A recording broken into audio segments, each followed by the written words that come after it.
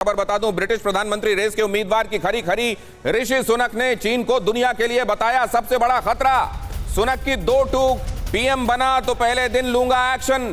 चीन के खिलाफ नेटो जैसा गठबंधन बनाने का प्लान। सीसीपी को देश की यूनिवर्सिटी से निकाल दूंगा, कहा सुनक ने। यहीं पर उन्होंने जिक्र किया जहां कहा कन्फ्यूशियस इंस्टीट्यूट जो 30 काम कर रहे हैं अभी ब्रिटेन में, उनको सबको वो बंद करा देंगे। हालांकि समझा यह जा रहा है कि ऋषि सुनक को लेकर ये आरोप लग रहे थे कि वो रूस और चाइना को लेकर बहुत मुखर नहीं है, और ब्रिटेन में कई जगहों पर यह समझा जा रहा था कि अगर उनको कंजर्वेटिव पार्टी की रेस में लिज ट्रस से आगे बना रहना है तो उनको इस तरह के कुछ बयान देने होंगे। क्या ये बयान इसलिए दिए गए हैं, क्या कुछ टोरीज को अपनी तरफ करने के लिए, कंजर्वेटिव्स को अपनी तरफ करने के लिए ऐसा किया गया है, या वाकई ब्रिटेन अब समझने लगा है कि चाइना कितना बड़ा दुश्मन है पूरी दुनिया के लिए? बहल साहब, आपका सवाल आपके पास लेकर आऊंगा, उससे पहले बहुत क्विक कमेंट चाहता हूं मैं संजय भारद्वाज जी से इस विषय पर।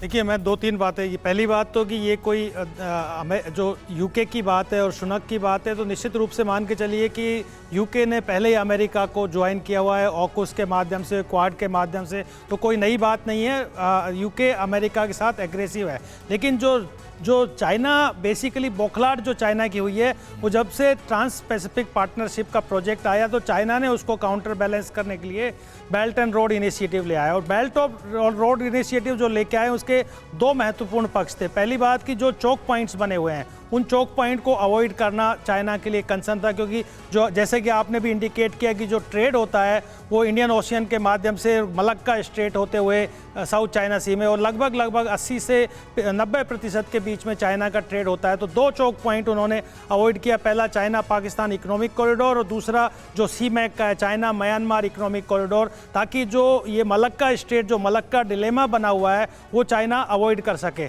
अब सवाल आता है कि जो राइवलरी बड़े लेवल पे, देखिए निश्चित रूप से आप मान के चलिए कि यूके और अमेरिका के इंटरेस्ट बने हुए हैं, मिले हुए हैं, और चाइना उनके लिए कंसर्न है। भारत के लिए भी उतना ही बराबर का खतरा है। जो जी, ये खतरा हर एक मुल्क के लिए बड़ा है, बशर्ते कि वो मुल्क पहचाने, वो भी जिनको फिलहाल वो अपना दोस्त दिखाई दे रहा है। श्रीलंका को दिखाई दे रहा था कुछ दिनों पहले तक।